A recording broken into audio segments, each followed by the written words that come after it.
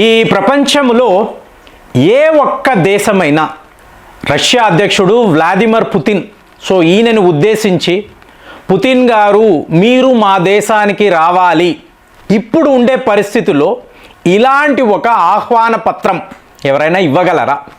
అంత ధైర్యము ఎవరికైనా ఉందా అంటే భారత్కి మోదీ గారికి ఖచ్చితంగా ఉంది.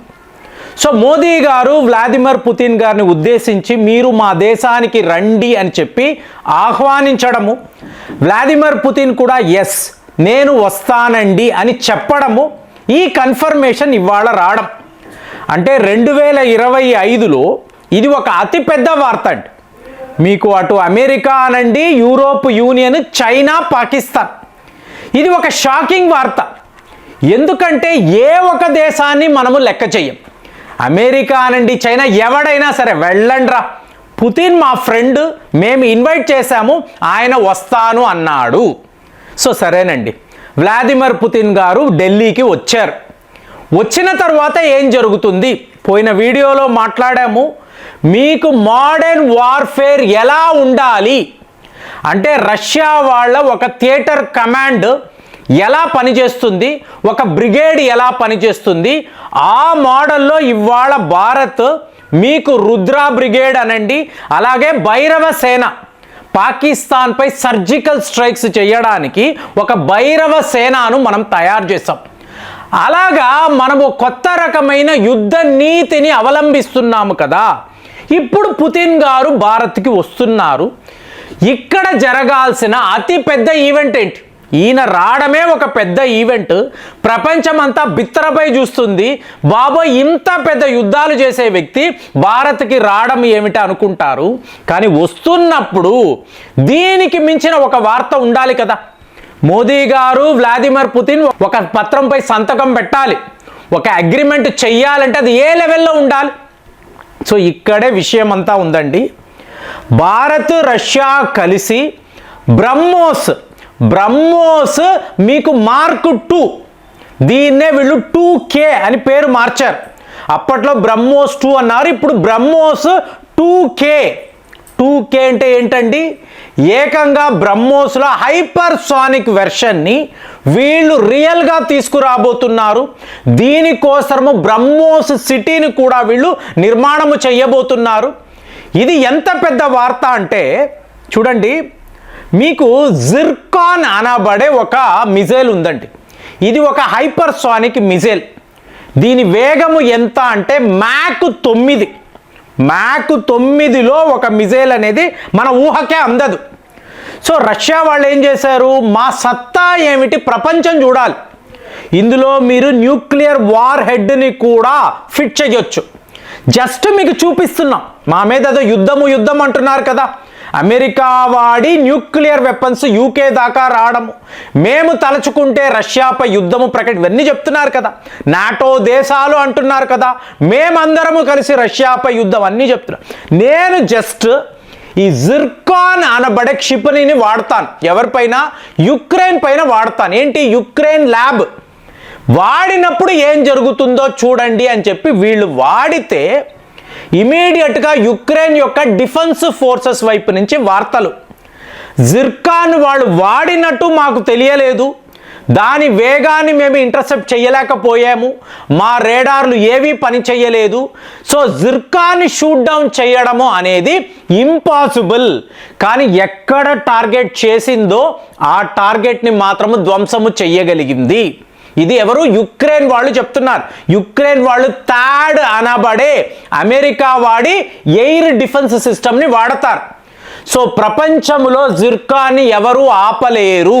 ఇది నిజం చేసి చూపించారు.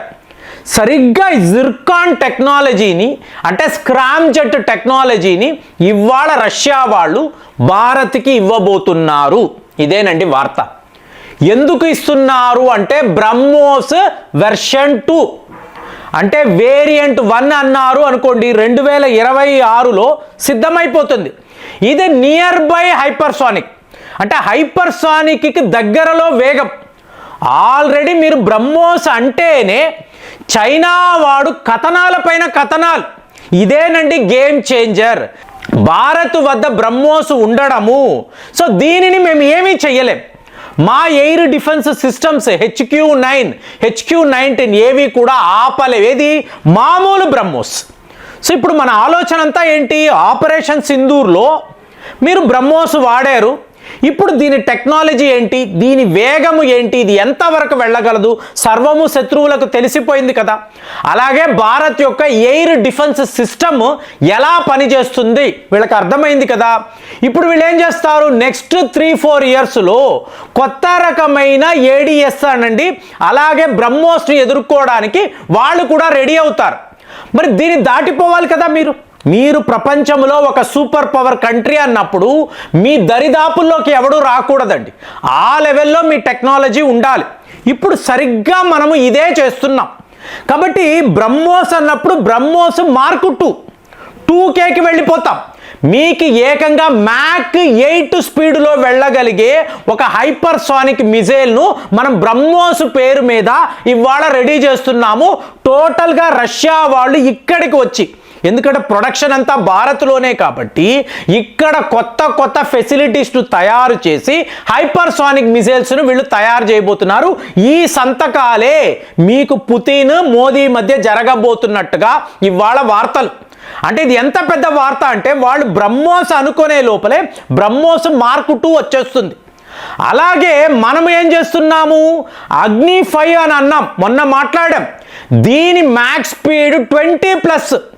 అంటే రష్యా వాళ్ళు ఎలాగా ఇంకా తన వేగాన్ని పెంచుకుంటున్నారో, రేంజ్ని పెంచుతున్నారో, భారత్ కూడా సరిగ్గా అలాగే. సో ఇప్పుడు ఇంకొక ప్రాజెక్ట్ విష్ణు అని అంటారు. అంటే extended trajectory long duration hypersonic cruise missile. ఇదే ప్రాజెక్ట్ విష్ణు ఏకంగా 2500 కిలోమీటర్లు ప్రయాణించగలిగే ఒక క్రూజ్ మిజైల్. అంటే ఎంటైర్ పాకిస్తాన్ మన రేంజ్లోకి వచ్చేస్తుంది. సో ఇప్పుడు బ్రహ్మోస్ మార్క్ 2 అన్నారు అనుకోండి, మ్యాక్ 8 స్పీడ్ 1500 కిలోమీటర్స్. సో ఇక్కడ కూడా అంటే పాకిస్తాన్ని పూర్తిగా డెస్ట్రాయ్ చేయడానికి భారత్ భారీ ప్రణాళిక రచిస్తుంది అనేది చైనా వాడు పాకిస్తాన్ వాడికి అర్థమైంది. కానీ పాకిస్తాన్ అనబడే దేశము ఉండాలి కదా.